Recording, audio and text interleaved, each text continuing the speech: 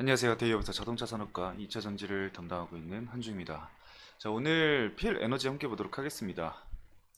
최근에 장비주들이 하나둘 슈팅이 나오고 있는 상황입니다. 근데 현재 필 에너지 같은 경우는 오랜 기간 계속해서 횡보를 거듭하고 있는 상황인데, 과연 반등은 언제쯤 이루어질지 그 부분이 사실 가장 궁금해 하실 것 같아요. 그래서 뭐 단발성 이슈라던가 이런 거는 뭐 제가 점쟁이가 아닌 이상, 제가 신이 아닌 이상 그거를 알 수는 없지만, 장기적인 측면으로 봤을 때 과연 이 필 에너지가 성장을 할 수 있는 기업인가를 우리가 좀 생각을 해봐야 합니다. 자, 그러면 그런 걸 봤을 때는 우리가 뭘 봐야 되죠? 이 필 에너지가 어떤 사업을 하고 있는지, 그리고 해당 사업에 있어서 이 미래성이 있는지를 좀 봐야겠죠. 그래서 관련해서 간단하게 좀 짚고 말씀을 드릴 거고요. 그리고 이제 3월에 주가 상승이 나온 직후에, 즉 이 주가 상승이 나오기 위해서 가장 중요한 게 있죠. 바로 거래량입니다. 이 어, 거래량이 나온 주가 상승 이후에 이 주도한 수급의 주체는 과연 어디일지에 대해서 또 말씀을 드리도록 하겠습니다. 일단 이 해당 내용을 우리가 왜 체크를 해야 되냐면은, 일단은 주가 상승을 견인한 이 수급의 주체를 찾아야 되고, 그 수급의 주체가 과연 계속해서 매집을 이어가는지, 아니면은 매도 물량이 출회가 좀 되고 있는지, 차익 실현이 나오고 있는지를 우리가 확인을 해봐야 합니다. 그래야지 이제 다시 필 에너지가 상승할 수 있는 여력이 있는지, 힘이 있는지, 그런 부분들을 좀 판단을 해볼 수가 있거든요. 그래서 오늘은 그 내용들도 함께 체크해보는 시간 가져볼 거니까요. 천천히 따라와 주시면 좋을 것 같습니다. 자, 그럼 본격적으로 필 에너지 함께 보도록 하겠습니다. 오늘은 뭐 딱히 이슈라던가 뭐 그런 건 없으니까 차트 보면서 그냥 말씀을 드리도록 하겠습니다. 자, 일단 필 에너지가 떠한 기업이고 뭘 봐야 되는지를 우리가 처음에 알아야겠죠. 물론 여러분들도 기본적으로 알고 계실 겁니다. 자, 삼성 SDI가 주요 주주로 있는 게 이제 필 에너지죠. 그리고 스태킹 장비를 삼성 SDI와 함께 공동 개발을 진행을 하고, 이 삼성 SDI에 거의 독점 납품을 진행을 하고 있는 상황이기 때문에 삼성 SDI와 굉장히 밀접한 관계를 가지고 있다라고 좀 볼 수가 있습니다. 뭐 노칭 부분들도 그렇고 스태킹 부분들도 그렇고 이 삼성 SDI에 주로 이제 납품을 진행을 하기 때문에, 필 에너지를 보기 위해서는 뭘 얘기를 해야 되냐면은 이 삼성 SDI와 함께 성장을 한다, 그런 부분들을 우리가 머릿속에 넣고 있어야 합니다. 물론 이 필 에너지가 삼성 SDI의 이 매출 편향이 높기 때문에 그런 부분들이 다소 좀 리스크로 적용이 될 수 있는 부분들이 있는데, 그거는 사실 좀 옛말이라고 좀 생각을 합니다. 왜냐면 안정적인 매출이 좀 꾸준히 나올 수 있는 부분들이고, 과거에는 이 삼성 SDI가 그 투자를 그렇게 크게 진행을 하지 않았었습니다. 근데 이제 차차 투자를 늘리겠다라고 얘기가 나오고 있는 상황이기 때문에, 그로 인한 매출 성장도 우리가 어느 정도는 기대를 해볼 수가 있는 거고, 그로 인해서 이 삼성 SDI에 납품하는 레퍼런스를 가지고 다른 고객사를 확보를 한다라던가 그런 부분들을 앞으로 좀 기대를 해볼 수가 있는 거겠죠. 자, 아무튼 자, 그러면은 오케이, 이 필 에너지가 삼성 SDI와 함께 성장을 한다라는 것까지는 알겠어요. 그러면은 미래에 이 주가가 상승할 수 있는 재료라던가 이슈가 있는가, 이걸 좀 살펴봐야 되는데, 이슈랑 재료는 너무나도 명확하게 있죠. 어떤 걸 우리가 또 봐야 되냐면은, 자, 재료 부분에서 좀 보도록 하겠습니다. 재료 부분으로 봤을 때는, 제가 봤을 때는 크게 세 가지 정도로 나뉠 수 있을 것 같아요. 일단 첫 번째는 실적 부분을 좀 말씀을 드려야 될 것 같아요.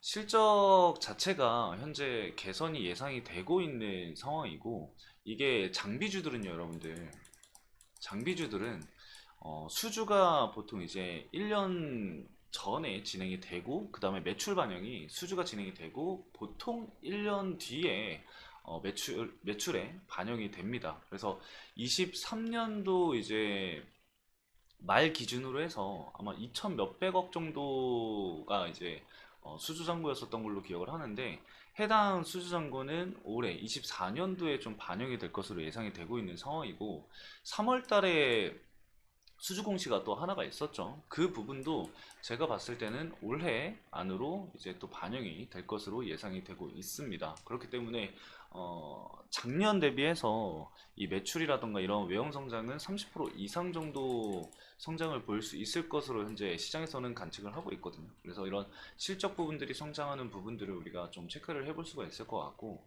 두 번째는 이제 말 그대로 재료예요. 이 주가가 상승하기 위해서는 이 테마성이라던가 아니면 시장에서 이슈가 될 만한 부분들이 엮여 있느냐, 그런 부분들을 봐야 하는데, 밑에 두 개는, 두 번째와 세 번째는 그런 재료들로 좀 보시면 될 것 같습니다. 어떤 재료라면은, 두 번째는 이제 원통형이죠. 원통형.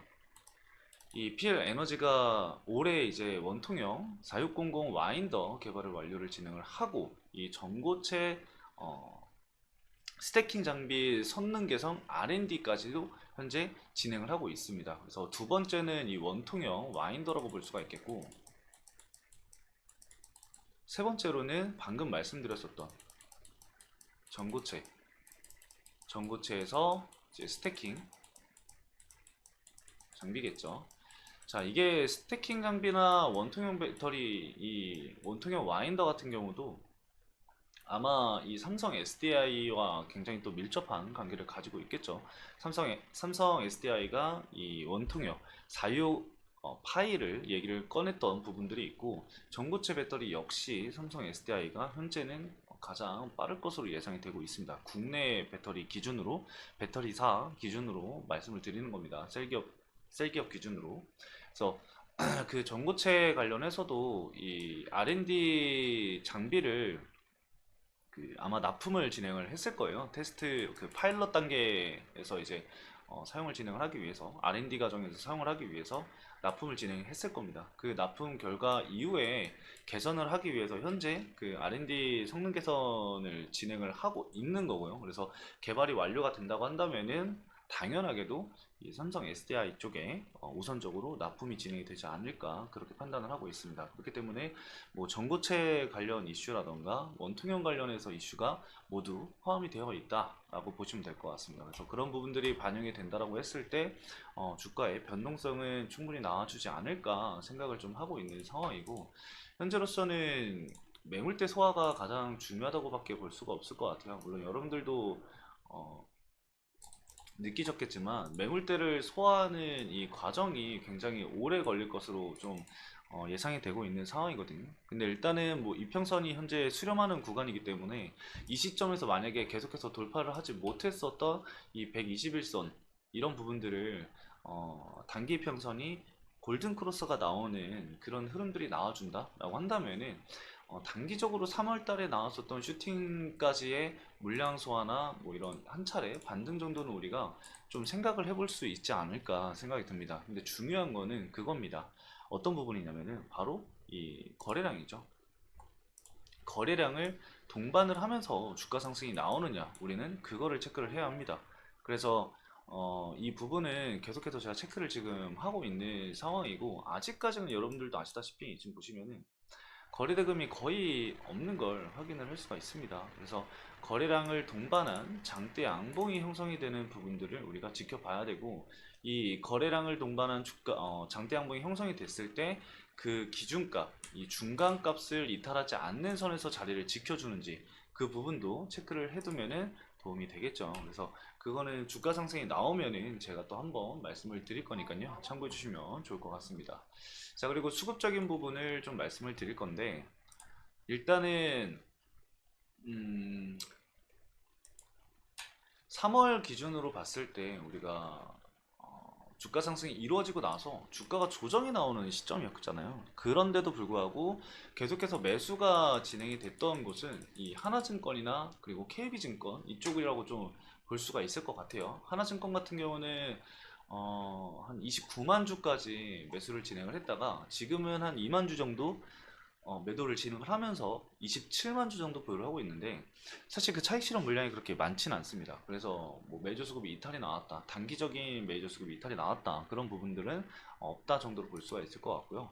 KB증권도 사실 한 18만 주, 최대 18만 6천 주까지 순 매수를 진행을 했다가 현재는 13만 7천 주까지 이제 물량이 좀 떨어진 상황이거든요. 그래서 결국에는 주가를 끌어올리기 위해서는 이런 수급들의 주체가 항상 필요합니다. 과연 그 수급의 주체가 어디가 되는지, 그리고 어, 기존에 있었던 메이저 수급들의 물량이 늘어가는지, 아니면은 물량이 줄어드는 대신 그 해당 물량 이상의 물량을 매집하는 뭐 새로운 주체가 나온다라던가, 그런, 아니면 손바뀜이 어느 시점에서 어떻게 나오는지, 그런 부분들을 좀 계속해서 지켜볼 필요가 있을 것 같습니다.